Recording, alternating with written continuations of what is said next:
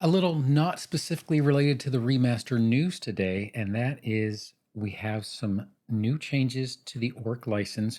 We are now in the third draft, and a little bit of talk about that, as well as a bunch of new changes to organized play and new announcements, things going on with that. Normally, I'd put these in comments, but this both drop at one time, and the fact that the ORC license is pretty close to final release might be something to talk about and give you guys a chance to put your input in on it with Paizo and all the publishers and things like that that they are going with. But with that, let's go ahead and get started. My name is Don. I'm trying to be the Sly Strategist, and let's go ahead and get into it. So we are now on the third draft of the ORC license. It is pretty close to the final release, and they are really getting ready to kind of release this so that things can start being done and published on it. Remember that Rage of Elements is coming out, and these things probably need to get done before that actually gets released. Let's go ahead and talk about what you can see on the Paizo blog. So if you go to Paizo Community and Blog, you'll see both of these posts there, but let's specifically talk about the ORC license right now. So there are multiple things that are listed on that page. As you read through the blog post, you're going to get to the bottom, you're going to see a link to the ORC license, ORC Redline, Axe license, Axe Redline, as well as community discussion link there. So the ORC license itself is 5 pages long.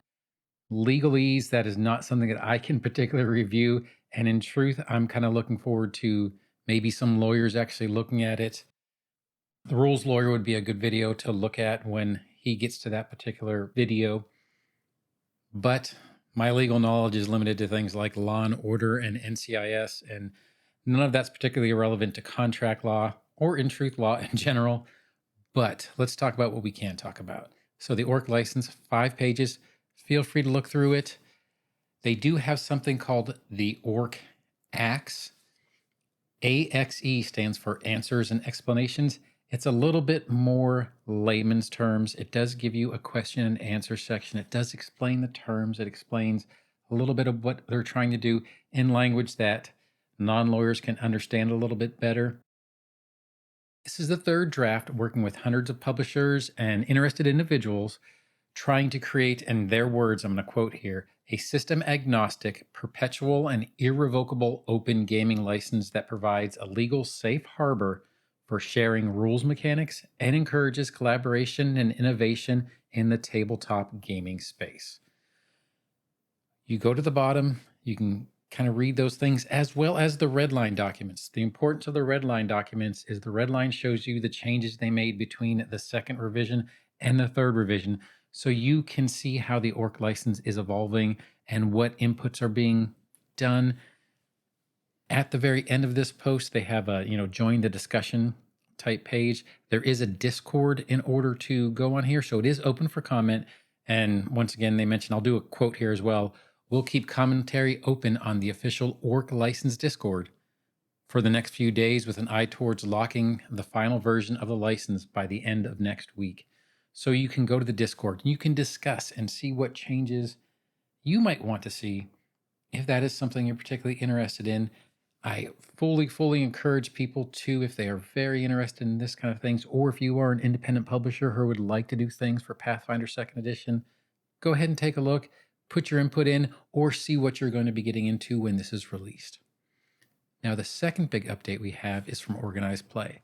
They pretty much missed a month with PaizoCon, as well as one of the main developers being on vacation, but there is a lot of information added to this current post.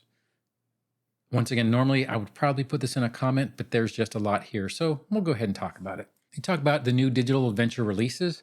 They're going to be available on June 28th, 2023.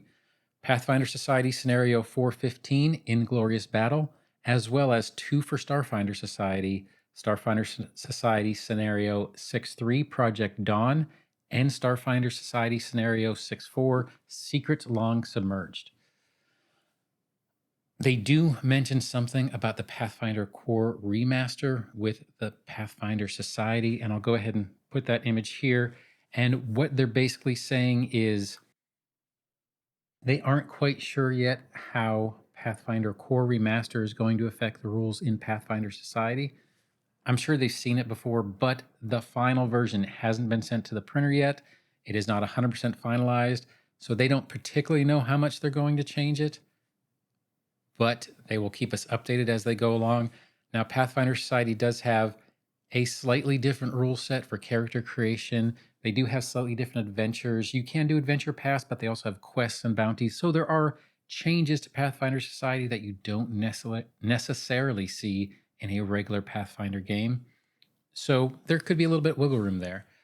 Some of the other things they updated is they have a boons and fact updates related to those boons. Now we're talking about the changes coming to boons that have been developed over the last few months, including changes to the second chance boon and its use, secondary initiation boon, a clarification that a hardcover printing of an option is considered the standard option unless it is otherwise stated in the rules of Pathfinder Society and Starfinder Society.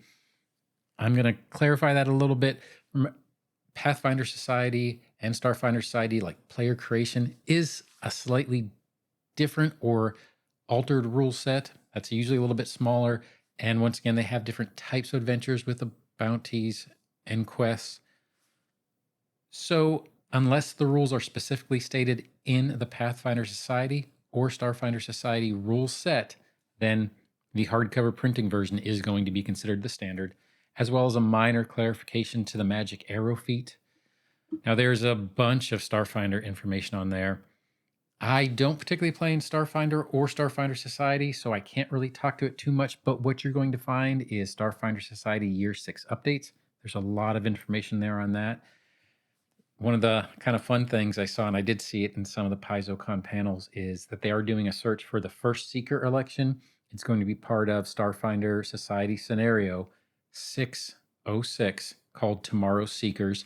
And basically, there's going to be an election for the first Seeker. They are going to be releasing information on the 4 candidates and how you can vote. And this is basically, it's a big deal in Starfinder Society. And if that is something that you are very interested in, please feel free to go check it out. Look on the blog post. And I'll link both of these blog posts in the description below.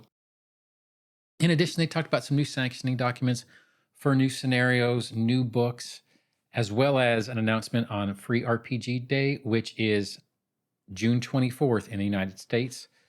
What they are going to release as free RPGs on those days is A Few Flowers More for Pathfinder, which should be a continuation of the other module they released, and Operation Seaside Park for Starfinder, as well as GM recognition during PaizoCon and for running all those games, as well as the announcement of 2 new 5 Glyph or 5 Nova Game Masters.